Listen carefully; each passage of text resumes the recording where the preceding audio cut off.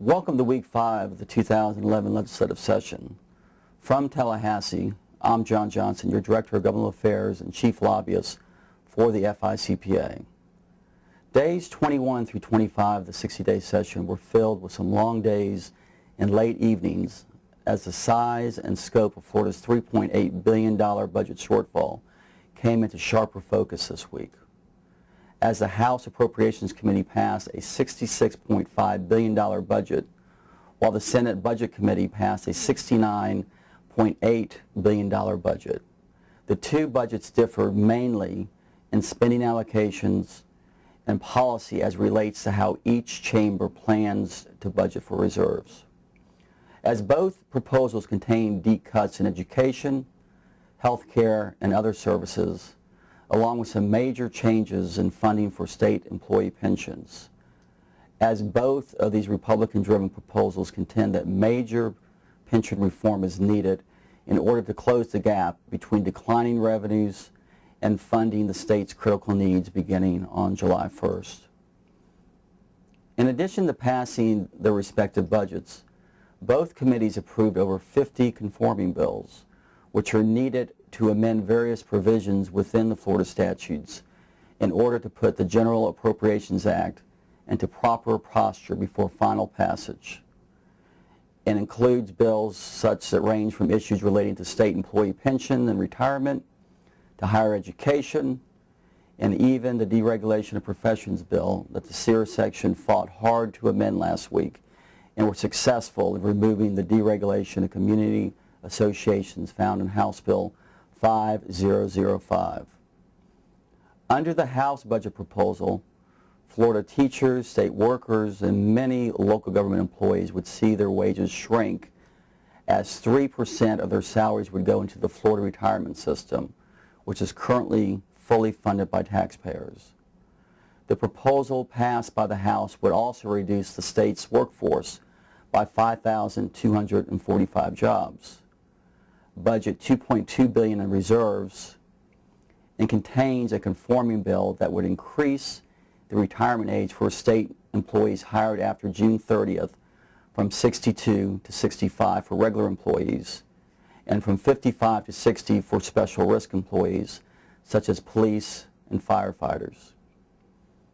The Senate proposal would also require roughly 655,000 teachers, state workers, and local government employees to contribute 3% of their salaries to the Florida retirement system, reduce the per-student funding for education by 6.2% as compared to the House reducing funding by 6.8%, and would prevent employees hired after June 30th from joining the existing defined benefit retirement plan, which guarantees lifetime payments. Instead, the legislature would offer a new employee defined contribution plan similar to the 401k plan. The Senate bill also contains a provision that would reduce the cost of living pension adjustment for existing employees and would end these adjustments for all new hires. These budgets will now be presented to the respective chambers as amendments and substitute amendments can be considered and presented on the floor of the chamber before final passage, which should happen during Week 5 of the legislative session. Any differences between the House and the Senate budgets would then be worked out in conference committee before going back to both chambers for final passage. In this week's bill track, lawmakers passed a number of bills that would reenact certain provisions of Florida statutes. The hope is to clear up ongoing litigation regarding the constitutionality of a few bills that were signed into law during several past legislative sessions. House Bill 7003 reenacts several statutory provisions related to affordable housing and foreclosures under the State Housing Initiative Partnership Program, which was amended in 2009. This bill and the Senate companion bill, House Bill 176, have passed both chambers and now heads to the governor for his signature or veto. House Bill 7001 would reenact provisions relating to growth management, which were amended or repealed in 2009. This bill and the Senate companion bill have passed both chambers and are also headed to the governor for his final action. Senate Bill 410 reenacts a provision relating to the burden of proof by government in an action challenging impact fees. This bill passed the full Senate and now awaits action by the House of Representatives. Other bills that we're tracking is House Bill 13009, a bill that would help businesses in Northwest Florida affected by last year's oil spill to qualify for certain tax breaks. This bill has one more committee stop before heading to the full House, as a Senate companion bill, Senate Bill 248, has already passed the full Senate. And finally, Senate Bill 662, sponsored by Senator Jones, would require a licensed CPA firm who performs the attest function as set forth in Section 473.302, Parent 8, Parent A of the Florida statutes, to undergo a peer review every 3 years as a condition of firm license renewal.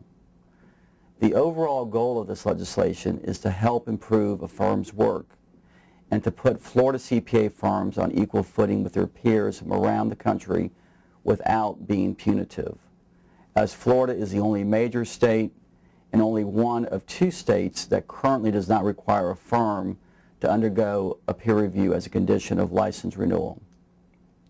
It's important to note that if this legislation passes and signed into law by the governor, that there would be absolutely no changes to Florida CPA firms currently enrolled or undergoing peer review, as this proposed legislation mirrors the AICPA peer review program.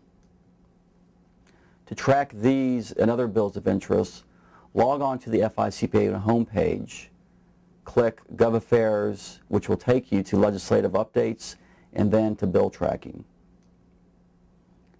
In this week's Now You Know proposed amendment to Florida's Constitution segment can be found in Joint Resolution House Bill 7039 and Senate Bill 1672, a joint resolution proposing to amend Section 10 of Article 5 of the state constitution to increase the percentage of votes required to retain justices or judges currently serving in office, changing the requirement from a simple majority to at least 60% of the vote.